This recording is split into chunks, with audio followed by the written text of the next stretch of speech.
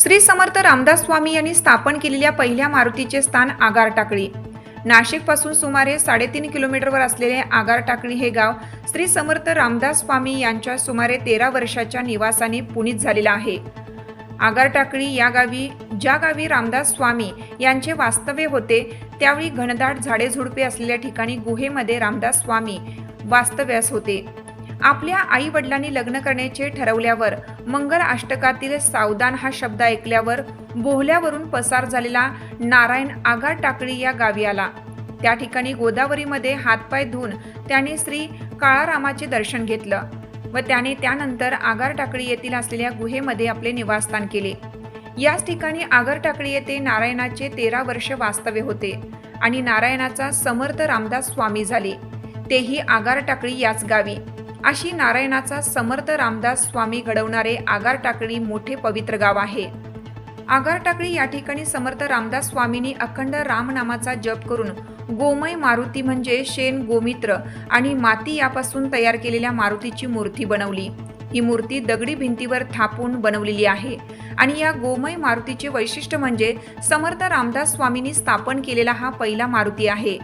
समर्थ रामदास स्वामींच्या निवास काळामध्ये त्या परिसरामध्ये म्हणजे निवासस्थानाच्या आजूबाजूला जंगल परिस्थिती होती. आगार टाकळीच्या जवळून नंदिनी नदी वाहते. त्या काळामध्ये तेच पाण्याचे साधन होतं. पुढे श्री समर्थ रामदास स्वामींनी श्रीरामाचा जप करीत अनेक प्रकारचे लिखाणही केले. समर्थ रामदास स्वामींचे दासबोध, मनाचे श्लोक, आत्माराम यासह मोठ्या प्रमाणावर असलेले साहित्य धुळे येथील संस्थेने सुरक्षित ठेवलेलं आहे. समर्थ रामदास स्वामींच्या या संस्थेचा आता ट्रस्ट स्थापन करण्यात आलेली आहे.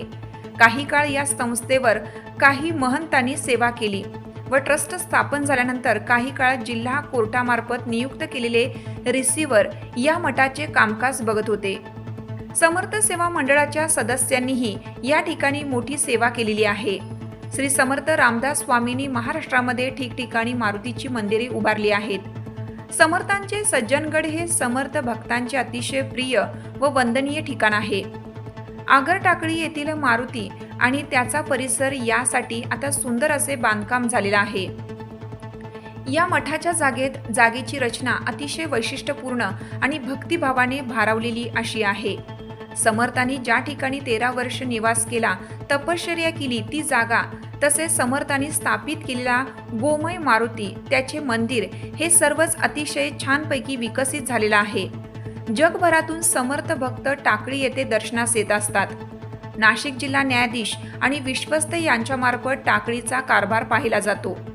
भक्त मंडळींच्यासाठी तसेच परंपरा म्हणून रामनवमी, हनुमान जयंती तसेच विविध उत्सव देखील केले जातात. समर्थ रामदास स्वामी स्थापित गोमय मारुतीचे आगार टाकळी येथील मंदिर हे अत्यंत सात्विक व मन प्रसन्न करणारा अनुभव देणारे आहे. मंदिराच्या समोरील भागात विविध समाध्याही आहेत.